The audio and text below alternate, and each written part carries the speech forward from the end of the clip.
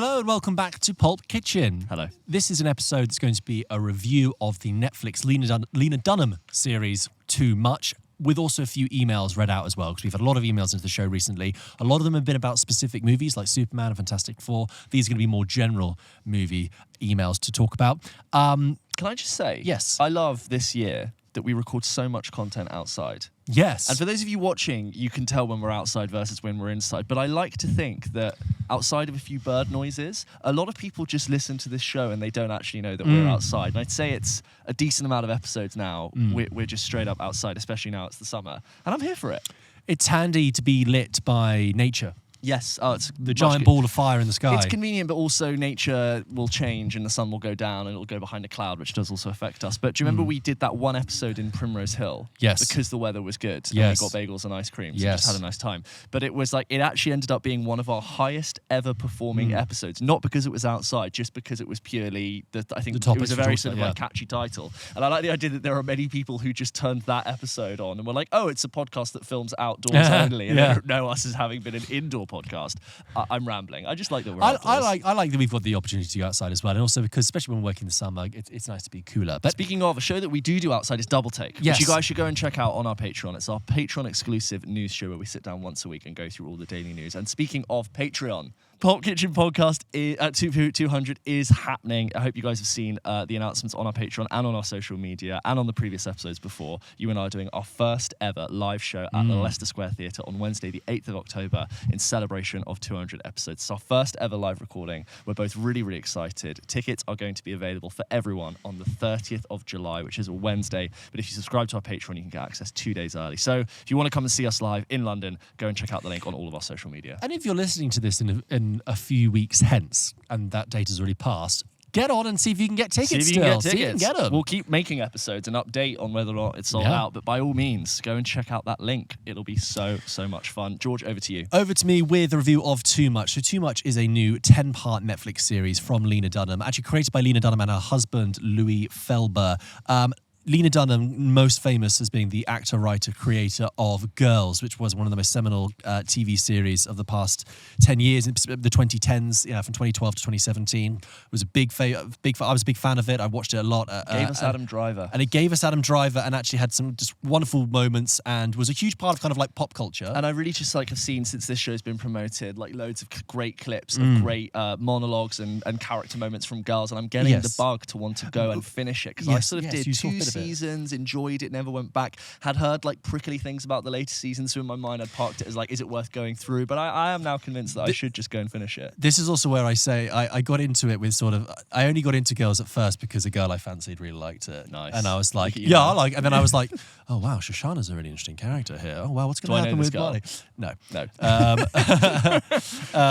Anyway, but so it was a hugely successful show, and afterwards Lena Dunham the show kind of ended, and it's fair to say actually Lena Dunham has kind of stepped away from the limelight. Sure. I know she has received a lot of sort of difficulties online, and she turns up in sort of bit parts. She had a bit part in Once Upon a Time in Hollywood, and she's also more of a accomplished director now. She directed a movie called Catherine Called Birdie, which had Bella Ramsey and Andrew Scott in it, and this is actually her first return to television with a proper series that she has helmed. And actually, she's working away. She's already making another film for Netflix with Natalie Portman and Rashida Jones. Oh, nice. So she's back and she's cooking. Nice. Too Much is a New York and London set romantic comedy drama about Jessica and Felix. Jessica, our main character, is a classic Lena Dunham type character who is frustrating but funny and endearing and also infuriating, who goes through a massively difficult breakup. And the opening scene of the show is her drunk trying to break into her ex-boyfriend's apartment. Her ex-boyfriend has run off with this other woman, and she's torn apart, and now she's stuck living at home with her sister, who's also going through a divorce, her mother and her grandmother. It's a very heavy household, and she just wants to get out. And she longs for this idea of England and London, this idea of very Bridgerton type, Jane Austen, Sense and Sensibility type of England, the romanticised period piece England. It's really easy to romanticize the big cities, isn't it? New York, London. But she specifically is romanticising the bonnets that these people would wear and the horse and carriages that they would trot on. Anyway, her now ex brother-in-law says, look, she works in advertising. She's like a shoot manager for when they shoot big adverts. She was like, look, this agency in London, they're shooting it. They've got a big campaign to shoot the Christmas advert for this client. You should go over there and work on it. I can't recommend you enough. And so she goes off to London, and in her head, she's starting a new life. And sure, she arrives in the taxi, and she's looking around, and she's got a lovely accommodation set up for her at so-and-so estates. But of course, in her head, an estate is like Brideshead Revisited. But when she turns up, what she doesn't realise an estate is like a housing estate. And she turns up at this 1960s brutalist building in East London and sort of saying, there's been some mistake. And she is often will look at something, you'll see her kind of imagination interpose, where you'll see her seeing people in horse and carriages and bonnets and sort of the Sense and Sensibility type outfits, when actually it's just reality. Anyway, she plunges headfirst into London life, and in her first night in London, she meets at this completely dive pub, meets a musician called Felix, who is playing on stage, and has just had a sort of like frank conversation with a lover of his. And they get talking in a very sort of engaged way, and they're sort of, what's happening here? What kind of immediate chemistry is happening here? And obviously he finds her quite charming because she's completely clueless as to what London is and holds and her perception of the UK. And he offers to walk her back, so they walk back to her apartment, and they get talking, and very quickly, as the series progresses on, fall into a intense, very new relationship together. The show is called Too Much because, for many reasons. On the one hand, Felix at one point says to Jessica, you're too much. And she says, what do you mean? They're having like an argument. He says, no, it's not an insult. It's a good thing. You're so much. You're too much. You're everything. And she is too much. And that's a compliment. It's also called Too Much because they've got together. It's a little bit too much too soon. It's too intense. Jessica is played by an actor called Megan Statler, who I was not familiar with, and Felix is played by Will Sharp. But they are joined, James, by an absolute galaxy of what a casters countdown this is. Joined by an ensemble cast that includes Richard E. Grant, Love him. Naomi Watts, Nice. Andrew Scott, Dean Charles Chapman, who was Tommen in Game of Thrones, Oh, yeah. and is in 1917, Emily Ratajkowski, Yep. Andrew Rannells, Stephen Fry, Yep. the supermodel Adwa Aboa, music legend Don Letts, Kit Harington, Rita Ora, Jennifer Saunders, going. Jessica Alba, David Johnson, and Rita Wilson, and Huge. many more.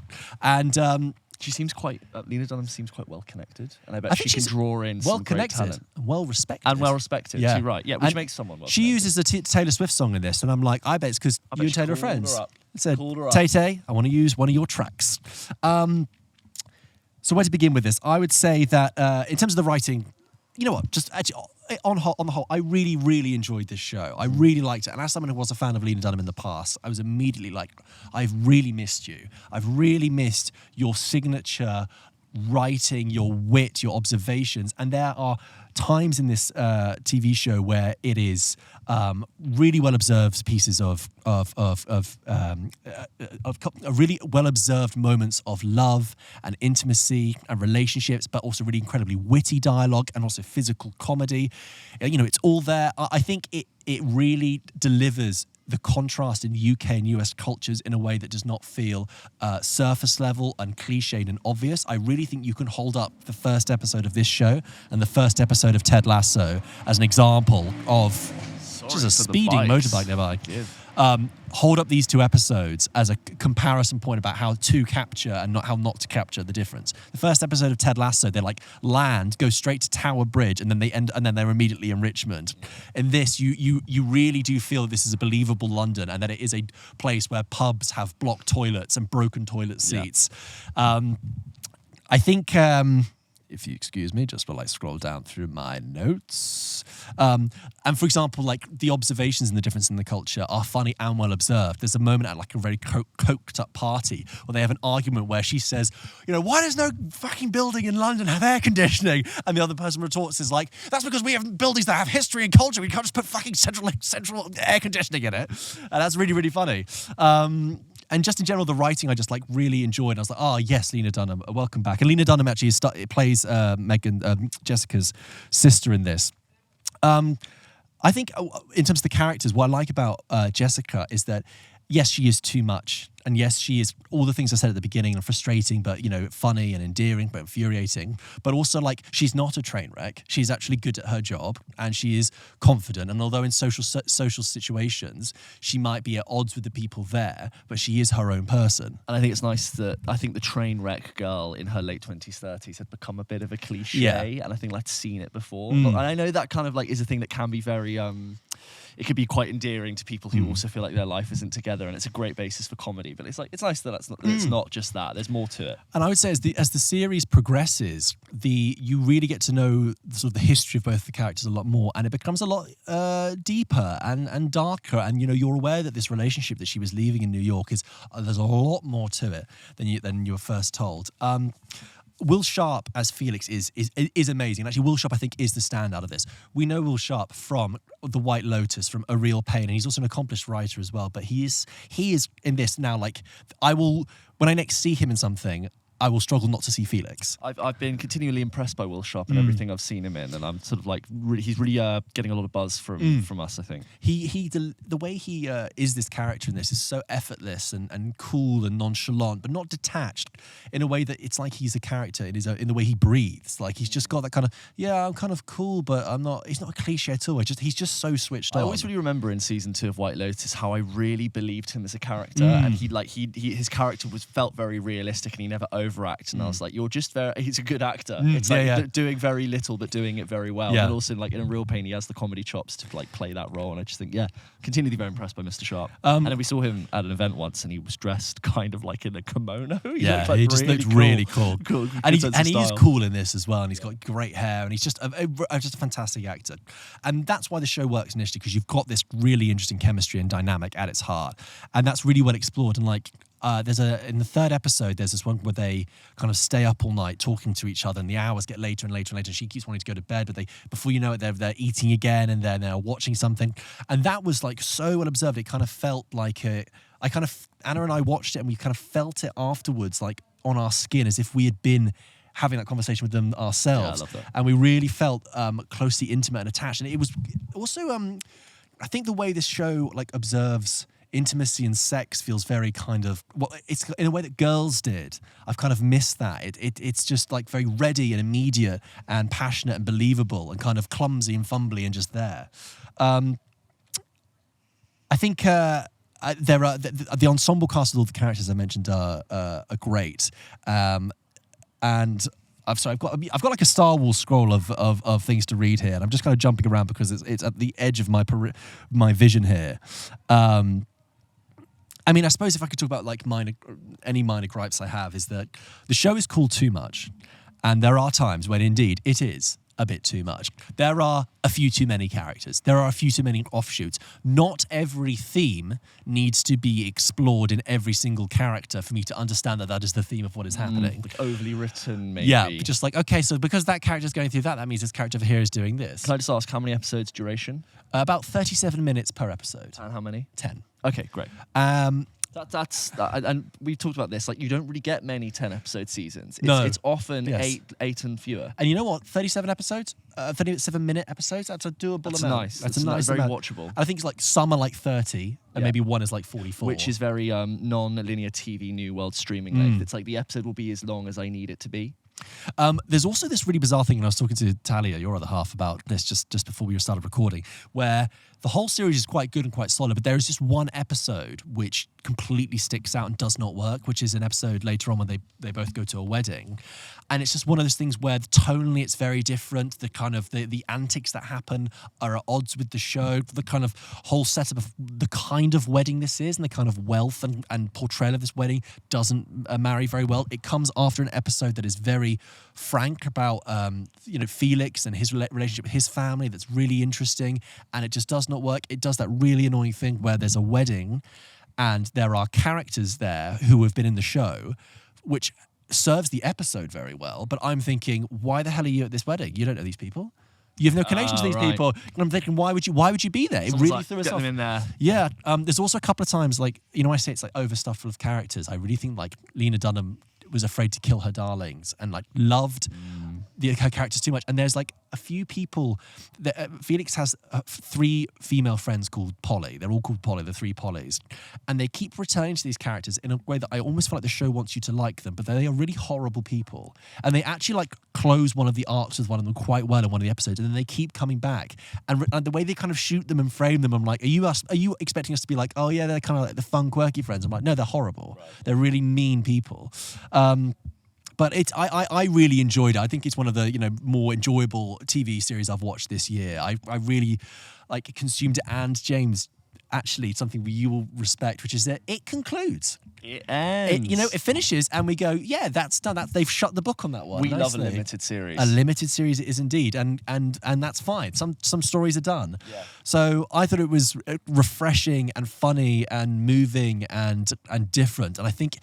We have been a little bit on the treadmill a little bit with TV, which is like, yes, we've been treated to some excellent blockbuster television, the Severances and the Apple TV stuff, but it's kind of like we get that or we get kind of things down here. And I think this is occupied that middle kind of not low budget, it's kind of mid budget. And what I like is it is filmed in New York and it is filmed in London.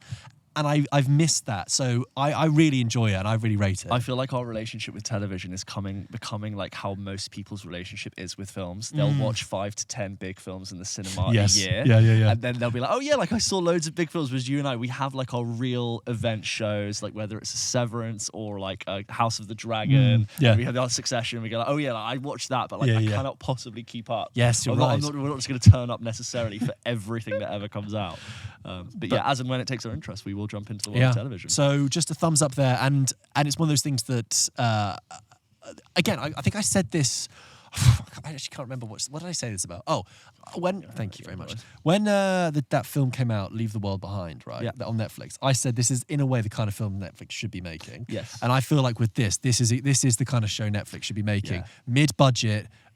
With good recognizable talent, amazing talent, amazing talent, and it's kind of given an opportunity, and it's kind of bold and brash and different in a way. I really like it. If you've seen it, please write into Hello Pulp Kitchen Podcast. Like written and comedically expressive in a way that some films might not be able to in this landscape. Like you'd want streaming to pick up like the comedic talent in that sense and explore things over 10 episodes, which is nice. And it's just Richard E. Grant plays the head of this advertising agency, so he's brilliant, just being like, "Where'd you come for dinner tonight? My family and I are having a little thing." And then, of course, Andrew Scott turns up as a wearied film director doing a Northern Irish accent, actually. And he's kind of like, "I'm kind of detached and weird. I don't want to go." And he's sort of coming there. And you're like, Andrew Scott looking fantastic as ever. Always. But kind of... So if you've seen it, Oh yeah, guys, if you've seen too much, by all means, please send an email and we'll read it out on a future episode of the show. You can send that into hello@popkitchenpodcast.com and we will get back to it and catch up. But should we do some emails now? Let's do it. Let's do some emails. We've had loads of emails, guys, with all of these wonderful, huge films that have come out, and everyone, rightfully so, wants to chime in on our reviews, which have been mixed. It's not been sort of like, they've not been home runs for us. Not at all. Again, please go and check out our other episodes where you can see what we thought on the likes of Jurassic World Rebirth, Superman, Fantastic Four we've just put out. But in the meantime, we'll just continue to refer back to your emails as I stall for time while George gets up the email page. Sorry, because we're in the garden, the internet is just a little stretched. Just a little bit stretched. The mesh network. Yeah, the mesh network is being stretched. And of course, if you support us at the VIP tier on Patreon, you can have priority access to have your email read out. Just like Catherine does. Fantastic. James. Catherine writes in and says, "Hi, George and James and George. Hello. Your conversation about inspiring your sister to watch more films," that was you, James, yep. Made me think of me and my own brother. My brother, Tom, has been a fan of yours for a few years now. Hi, Tom. And brought me along to your pub quiz before Christmas. In a shocking turn of events, we ended up winning along with some other sirens, and we met on the night. Yes, I remember that team, the team that assembled on the day. Since then, I've become a regular listener and broadened my film intake. Last night, Tom and I watched 28 Days Later in preparation for the new... Well, yes, this email's quite old, so this is before 28 years. Preparation for the new one coming out. Neither of us had seen it before, and I usually steer clear of anything close to horror, but we both loved it. The constant close camera work made it really disorientating and added to the tension hugely. It's only down to listening to your podcast that we now notice things like that now, I'm sure. Much love for you both, Catherine. Thank you, Catherine. Next up is from... a very palatable horror franchise, I think, the 28s. Yeah. I find it's still there, but I'm like, if I was to recommend and bring someone into horror, I'd be like, try the 28s. You know what it is? I think that it's not the blood, it's not this, that. It's the speed of the infected that scares me. You know, like when you're a kid, and even now as an adult, you don't want to be. You know, when you're going up the stairs, you hate being chased up the stairs. It's like that. And it's the way that they can just like burst into like a barn. Like children watching television, they just burst. This next email is from friend of the show, George, are available Emily. to be cast in any upcoming 28 films. I think it would be fun to be a zombie as an extra. Wouldn't that be good? You get all dressed up as an undead. Would you get your wang out? Oh, they're fake wangs, George. Of course. But You'd wear a wang suit. Yes, I'm sure. That's good for you. You're going like, okay, God, yeah. Good. This next one is from friend of the show, Emily, who says, "Hi lads, not getting into the politics." Thank you. Of James and George. You've mentioned the Truman Show a lot recently and brought up things like Bend It Like Beckham, both of which were absolute staples at my school whenever the ancient integrated VHS TV was wheeled out and the teacher couldn't be asked. The Truman Show. It's all smart whiteboards now, George. It's all projectors. You had to wheel in that bad boy. The Truman Show was a particular favourite of the RE department. Bizarre. So for a long time, that film reminded me of school, but now I can appreciate it with one of the greats. I also have to recall watching Flubber, yes, with Robin Williams a lot. I imagine your schools are far fancier than mine. But were there any go-to lazy day or rainy day films that got thrown on repeatedly? Well, before we move on, Emily, I don't know if this wasn't like during lesson time, but I definitely remember when I was younger at school that Flubber was a huge staple, and I loved that movie. Yeah, I had it on VHS. The little flying robot gets destroyed at one point, and it's actually really sad. Great kooky scientist work for Robin Williams. Brilliant. And Christopher McDonald as and he gets Flubber gets in him at the end. Well he sort of farts it out. Sorry, he just sort of bounces out of his arse. Anyway, what end of term films did you watch? I think we discussed this before, and it was like we would watch. It was like School of Rock, Johnny English one. Yes, Johnny English. I think Raiders of the Lost Ark was once screened, which is probably the most like highbrow of them. I think I don't remember there being like set ones. Like people would often bring in DVDs of maybe recent films. Yeah. But I do remember we had there was a period of time where our RE teacher was quite ill, and they kept having.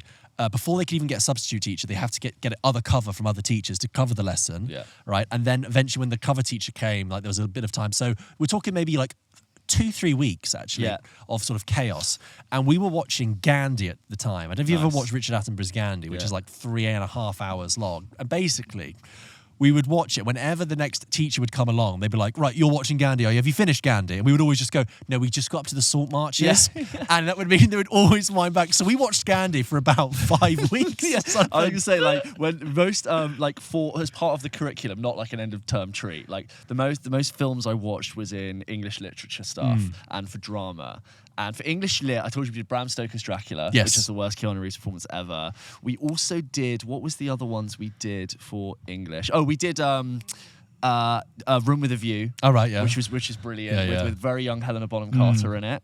And then, we do things like, we did like Gladiator with drama, which is kind of completely unnecessary and overlong. But I'm watching it at the end of lessons in 15-minute increments, which is always really, really strange. I loved it when the TV would be wheeled out. Emily goes on to say, side note, a few of us on Discord have seen Ballad of Wallace Island and loved it. Nice. I thought it was a beautiful balance of wit and heartbreak. Tim Key's little face had me shedding a tear. Yeah. You know what? It's good to hear some love for that because it wasn't a bad movie at all. It's a small release. Yeah, I felt like it got like bigged up a lot, like way early, too early, and then when the film actually came around, it kind of passed by. But it's a nice little movie. Yeah, nice film. Films they don't really make that much anymore. Exactly. Yeah. Good morning, and in case I don't see you, good afternoon, evening, and good night from Emily there. Thank you. This next email is from Puck, friend of the show, Puck, who writes in and says, "Hello, gents. First of all, James, I hope you enjoyed Amsterdam. This was sent in June. As a Dutch guy myself, I always wonder what visitors think of the Netherlands. And because did you go to Amsterdam? I went in November. Did you not go in June? No. Were you meant to go? Did you say you were going and then it got cancelled? Yeah, I was meant to go, but I went in November. Okay. Thank you. Sorry, I was meant to go. As a Dutch guy myself, I always wonder what visitors think of the Netherlands and why they always choose to go to Amsterdam. There's not a whole lot that's actually Dutch about it. You should visit The Hague, for instance. At least people speak Dutch there. Anyway, that's not bitter at all. Anyway, I recently listened to your episode on the live-action adaptation of one of my personal favourite films of all time, How to Train Your Dragon. I got really frustrated when it got announced since live-action adaptations aren't really exactly known for being great. What if they fuck up my boy Toothless. Then a question came to mind. What is your nightmare adaptation or reboot? Now, I don't mean which one of your actual nightmares would make a great movie adaptation. I'm sure there's some gold in there. Or I lose all my teeth toothless. I mean, which movie would you hate to see remade or adapted? Cheers, Puck. P.S. Please watch Bottle Rocket. It's amazing. You know what? I'm gonna be a bit cheeky and sidestep that question by saying we're already getting too many remakes. Yeah, like and my reboots. answer is it's hard to answer that because everything is basically that's happening to everything. It's just pick like one of the great films of like, you know, from the 2010s that I've really liked, that I'm very happy to exist for the rest of time. So you don't want them to do? I'm anti all of them. Yeah. I don't. Do you think we get like a La La Land sequel in like 40 years, maybe? Yeah. I mean, I'm pretty sure once the Tolkien stuff all goes into the public domain, they will remake the 3 Lord of the Rings films. Oh, really? You think they can do the Warner Brothers thing? So just I know. Why not do a follow up or follow on? And I don't know. They're doing that. Yeah, but like. I don't know. Maybe. Yeah, I mean, you're explaining to me why they're going to do it. Sorry. I totally agree that they know no reason why. They know they just do it. It's just that, like, I'm sure that's coming. Like, if anything, George, it's overdue in this environment to redo Lord of the Rings. In this environment, in this economy, they're so good. It's almost like you wouldn't dare touch them, but I know they would dare. It's so naughty. It's almost obvious that they're going to do it. Yeah, we're past the point of it being nothing's untouchable. Yeah. Or, like, you know, it would be annoying if we got a remake of 79 Alien and they just started, like, remaking those. Yeah. Wouldn't that suck? Maybe they'll do Heat. Yeah, well, wasn't that happening? No, we get Heat 2. Heat 2. Heat 2. Check it out. Heat sequel missile. Yeah. Let's move on. Gideon writes in about a specific film, actually. He writes in about Rebel Ridge, which was one of my favourite films of last year. Great underrated movie. He writes in all caps, James. Rebel Ridge, masterpiece. Nice. Dear James and George and James, I hope you're doing well. Gideon here. I love the name Gideon, by the way. It's kind of strong. It's like, hey, I'm Gideon. It's the person in like a Dune film you trust. You want that? Go see Gideon. He'll show you the way. So I went to a school with a Gideon who was very small and very like I think nerdy's bad to say, but just like sort of like geeky nerdy guy. Yeah. He's very tiny, and so now I associate that's the only Gideon I've known. Oh. And he was a very small man. And he's a Gideon. I think of like little Gideon. thing. Oh, I think of Gideon as like association. Maybe because it's kind of like biblical, isn't it? Go see Gideon. Gideon. Yeah. Gideon. Sex Panther Mount by Gideon. I hope you're doing well. Gideon here, writing from Rhode Island, not from where I live, but just spending the summer with my grandma. Hey, Grandma. I'm a new listener to your podcast, but I've been following you guys on Instagram for a while. I started on episode 100, and I'm about to be up to date in just 2 weeks. Your episodes have been a great way to pass the hours during my summer internship, where I'm doing a lot of outdoor work. I've already started to notice how much my view on films is changing, simply because I'm looking at them differently than just sitting down and watching them. Anyways, I'm writing in to say I decided to watch Rebel Ridge because of your recommendation. Apparently, my dad had told me about it when it first came out, but I never watched it. After listening to your review, I decided to give it a go, and boy, that was amazing. I absolutely love how he never kills anyone. Yeah, that's the thing with the thing. He's built like a brick shit house and is a lethal mercenary, but his whole thing is that he doesn't kill anyone. He takes their weapons apart and like deactivates them. How he never kills anyone. The violence is so intentional but not gratuitous at all. Very well put, Gideon. The change in the story from his cousin to Summer, pivotal switch, about I was completely on board with. Might be one of my favourite action thrillers simply because of how unique it is. Lastly, not to get too political, but sorry, a fly went in my glasses. There's flies everywhere. It's, you know, when the ants rise that time. Oh, when all the ants rise, I think that's happening. I will say, Gideon finishes by saying, love the podcast, keeping up the good work. I'm curious to hear the reviews on Superman and Tron Ares. Well, Superman is out now, and Tron Ares... We saw a trailer for yesterday, and it's like, sure. Look, I want to wish it well. I quite like Joachim Ronning, who's the director. No, not Joachim. No, who is it? Yeah, I spoke to him. His name is Ronning, Joachim Ronning. I think, who did Young Woman in the Sea, right? Yeah, you are right. And it's got Greta Lee in it, but it doesn't look bad. No. I think people will just look at this and go, "What is this?" It looks like very sort of. This is not pudding. It looks very cyberpunky, and the neon is there, and all the visual effects. The trailer itself lacks a sort of sense of what it is. It's very moody. Very moody, and if the trailer doesn't actually have a clear idea in its marketing of like what it's trying to sell me, it doesn't really spell good news for the film. Also, the fact that Jared Leto just looks like he does a Morbius in it. And the fact that he's leading it, I'm like, oh, I thought we were kind of done with you leading blockbusters. I also feel like... Who turned it down in order for Jared Leto to get it? Do audiences have a bit of the ick of Jared Leto? A little bit. Is this where he's... This pocket, this Morbius and other Tron pocket he's sitting in now? He's never going to do a shot. Is he forbidden from doing any scenes in daylight? Anyway, I just want to say on Rebel Ridge, the standout thing was Aaron Pierre as the main guy, and Aaron Pierre's set to be in this Green Lantern series that they're doing on HBO, which actually looks very sort of stripped down. But there are rumours that he could be a Bond. He's British American, but he's got wonderful eyes. A good level of fame to be Bond were it to happen. It's like, yes, I saw him in Rebel Ridge. It's just layer cake. So guys, that's all the emails we have time for today. Thank you for sending those in. It's good to talk about, the more general, miscellaneous topics of film and TV. Thank you for joining us for this extra bit of Pulp Kitchen content. Again, if you liked too much, send in your review to hello@pulpkitchenpodcast.com. If you haven't caught up with Fantastic Four review, go listen to that now in episode 190. And the spoiler cast. Spoiler cast we did. And also look forward to episode 191. We will be talking about upcoming horror movie Bring Her Back. We're very excited to talk about. James, other than, of course, Pulp Kitchen 200, is there anything else you want to flag to our dear people? Go and check out Patreon if you haven't. If you like what we do and want to hear a news show, we react to all the crazy news to do with everything happening in this industry. Go and check that out. That's the best way to support us and keeps the lights on here at Pulp Kitchen HQ. Even when we sit outside, keeps the lights on. Yes, we don't have. Yeah, thank you guys as ever. We just really appreciate you listening. It's you keep us doing what we do. So thank you so much. Have a great week and speak soon. Bye bye. Thank you, producers Finn and Dave. Thank you as ever to our producers Finn and Dave. Bye.